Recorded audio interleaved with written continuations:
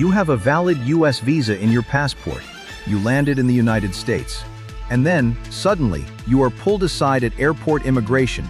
Your phone is in your hand, your heart is racing, and an officer says, "Please come with me."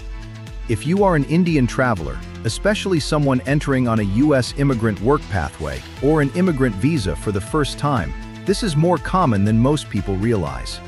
And here is the key point that surprises people. A visa is permission to travel to a US port of entry. It is not a guarantee that you will be admitted. By the end of this video, you will understand three things clearly.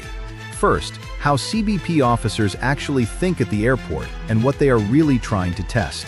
Second, the exact categories of questions that trigger long questioning and why small inconsistencies create big problem. And third, a practical, calm way to answer without oversharing and without digging yourself into a hole. Now, I want to set the tone correctly. This is not about fear. Most travelers are admitted, but immigration at the airport is not a document check. It is a credibility check, and credibility can fall apart in seconds, even when you have done nothing illegal. Here is the part most people miss. CBP is not only looking at what you have, they are looking at whether your story makes sense, whether it matches what is in their system, and whether you look like you might do something different from what your visa allows. That is why two people with the same visa can have completely different experiences at the airport. So let us break down what changed in your brain after you got the visa versus what the government thinks at the airport. Many travelers hear visa approved and they mentally convert it into entry guaranteed. That is not how it works. A US consulate issues a visa after reviewing documents and doing an interview based on what you said you plan to do. CBP at the airport is the agency that decides admission. Their job is to decide what happens right now, today, based on what you say, what you show, and what they see in your record. Think of it like this. The visa is a key that lets you walk up to the door. CBP decides whether the door opens and under what terms. Here is a quick myth versus reality that can save you. Myth: if the visa is valid, the officer must let me in. Reality: CBP has broad authority at the port of entry to ask questions, inspect, and decide whether you are admissible. Another myth: if I answer more, it will convince them. Reality: oversharing often creates contradictions, and contradictions are what trigger deeper checks. Now let us get very practical. When CBP questions you, it is usually built around two core questions. Number one, why are you coming to the United States? In other words, purpose. Number two, how long are you staying and what will you do after that? In other words, intent and ties. Almost every other question is a branch of these two. Where are you going? Who are you meeting? What is your job? Where will you live? Who paid? How much money do you have? What is your return plan? What is your long-term plan? It all maps back to purpose and length of stay.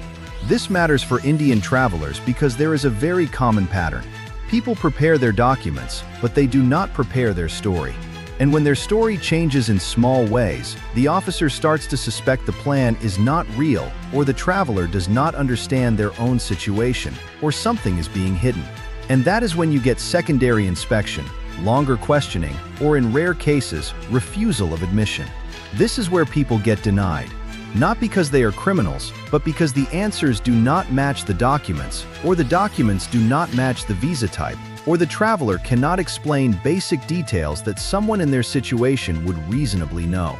Let us talk about the biggest mismatch that triggers trouble. Your documents do not match your answers. That can mean many things.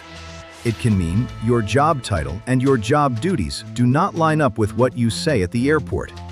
It can mean you say you are going to New Jersey, but you cannot name an address.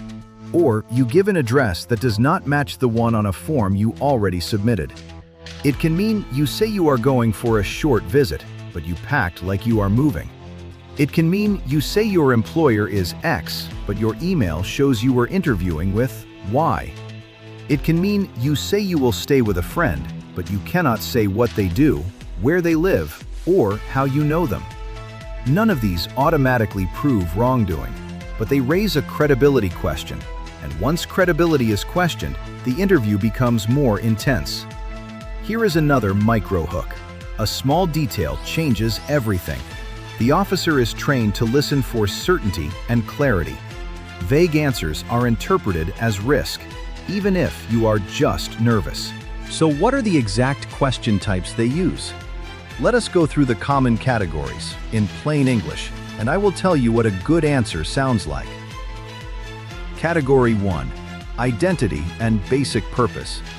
Why are you here? What is your status? What visa are you using? For an immigrant visa holder entering the first time, the purpose is usually simple. I am entering the US to become a permanent resident, and I am going to live at address. For a work visa holder, it is I am entering to work for employer in role, and I will be living at address. Notice the pattern. One sentence, specific nouns, no extra story. Category 2. Employer and work details. This is where many people stumble. They may have an offer letter, but they cannot clearly explain their job.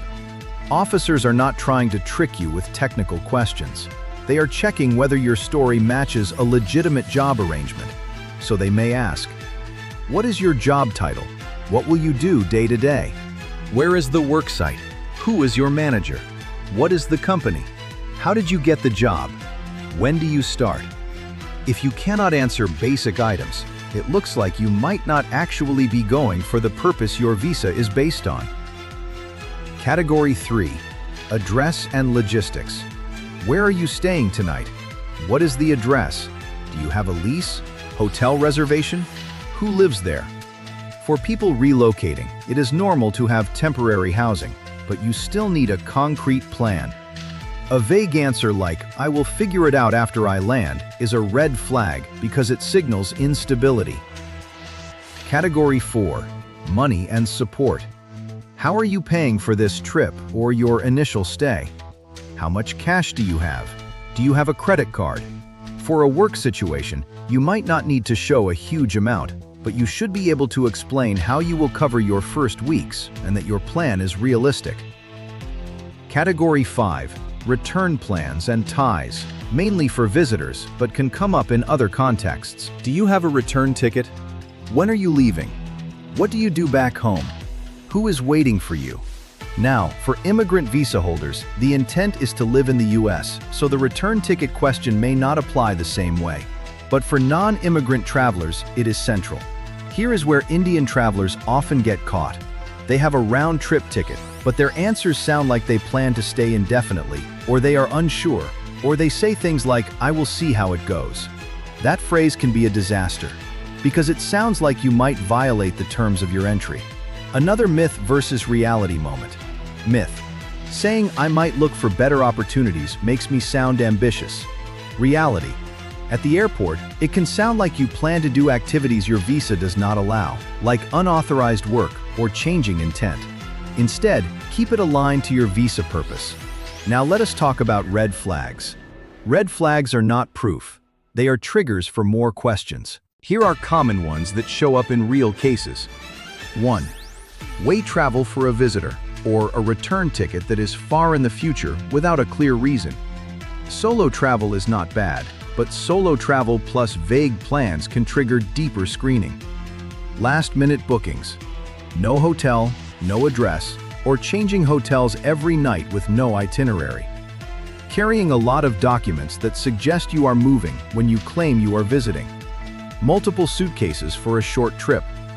Contradictory statements between you and your traveling companion. For example, one says we are visiting family, the other says we are here for tourism. Another big one. Inconsistencies between your answers and what appears in your phone or email if they ask to look. I am not saying they will always ask, and you should not assume they will, but understand the risk. If you say one thing and your messages show another, credibility collapses. This is why the golden rule is consistency. Same purpose, same timeline, same key facts across your documents and your answers. Now let us clarify what actually happens when you arrive. Most people go through primary inspection. That is the quick window where the officer scans your passport, asks a few questions, maybe takes fingerprints, and makes a decision. If something is unclear, they can send you to secondary inspection. Secondary is not automatically bad. Sometimes it is just because they need to verify something in the system, or because the officer wants another unit to review a document, or because your name matches someone else. But secondary is also where a simple inconsistency can become a long interview. And in secondary, you might be waiting for a while. That wait is stressful, and that stress makes people talk more.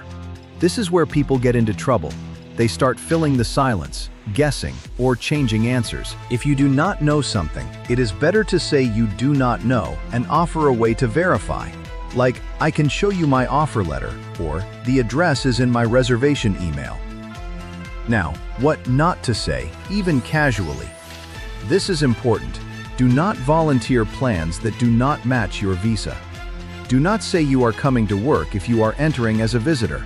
Do not say you will do freelance, help in a shop, or do paid gigs. Do not say you are coming to live permanently if you are on a temporary visitor entry. Do not say, I do not really know where I am staying. Do not say my friend will decide when I arrive. And avoid exaggerated confidence like everything is arranged when it is not. Officers are good at spotting rehearsed answers that lack detail. Instead, be calmly specific. Here is a simple formula that works for most travelers. One sentence for purpose, one sentence for logistics, then stop. Example: I am entering to start work with ABC Company as a data analyst. I will stay at address for the first month and then move closer to the office. That is it.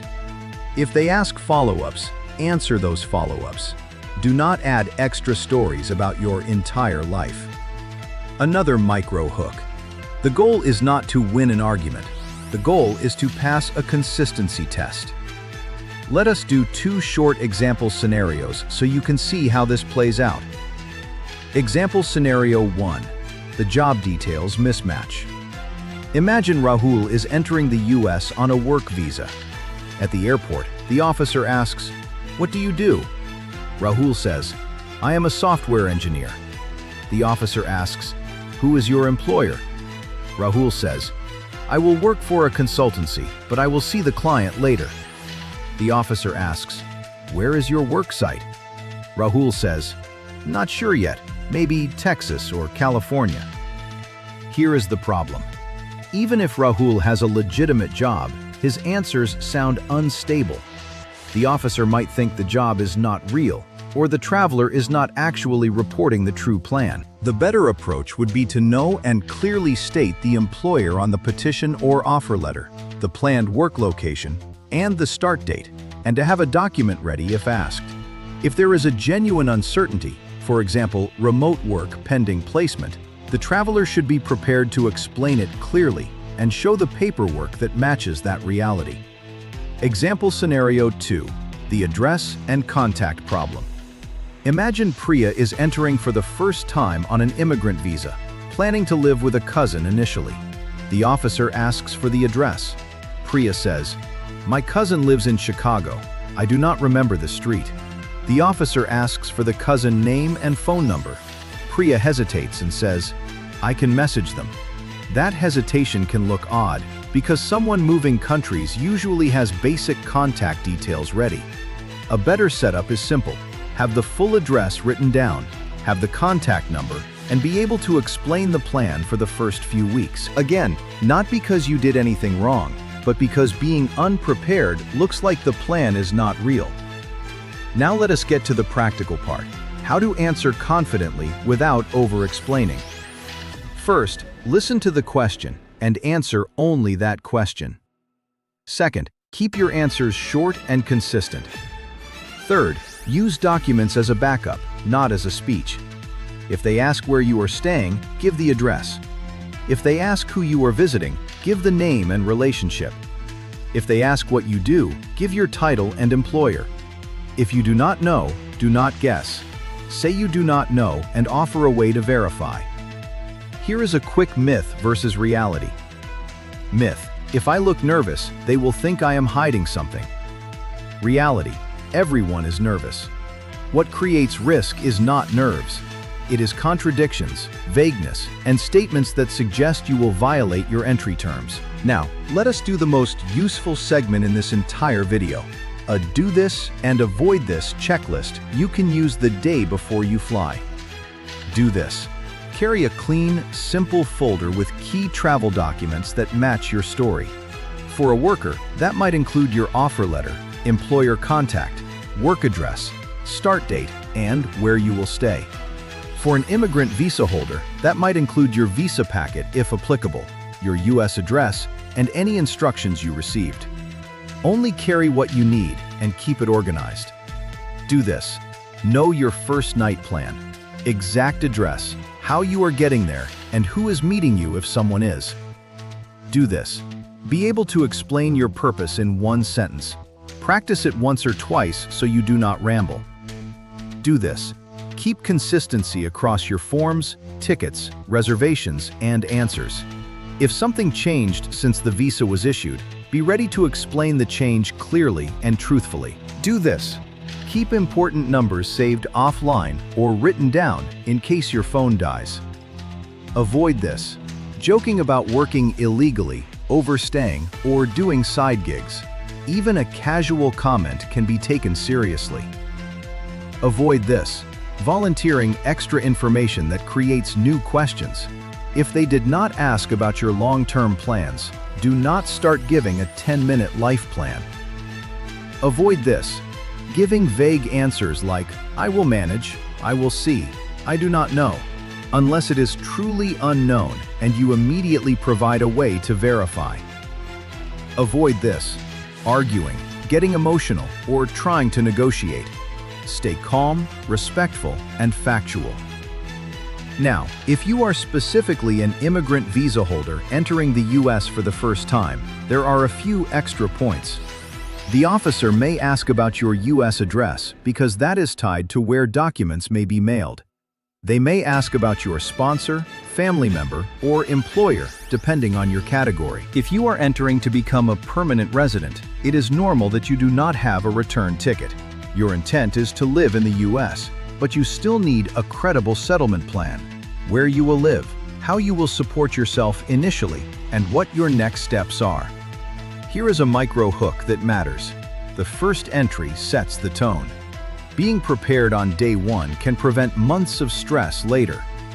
Let us also talk briefly about phones and social media, because people ask this constantly.